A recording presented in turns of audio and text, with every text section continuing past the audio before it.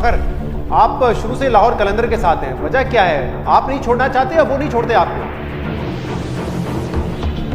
दोनों एक दूसरे को नहीं छोड़ना चाहते। देखें, मैंने भी शुरू लाहौर कलंदर से किया था और अगर मैं सही बोलूँ तो ये उनका बड़ा पन्ना है कि बीच में इस तरह सिचुएशन भी बनी थी कि मुझे लग रहा था कि मैं कहीं और चला जाऊंगा, लेकिन लाहौर कलंदर ने उनका जो ट्रस्ट शुरू से है मुझ पर, तो उन्होंने फिर ट्रस्ट किया और उन्होंने मुझे टीम में रखा। तो लेकिन देखें, जो लाहौर कलंदर ने प्लेटफॉर्म दिया है मुझे शुरू से ही, और मुझे पहले मैच से ही पता था, जब मैं पहला मैच खेला था PSL का, तो कि मैं उसी टूर्नामेंट में सारे मैचेस खेलूँगा।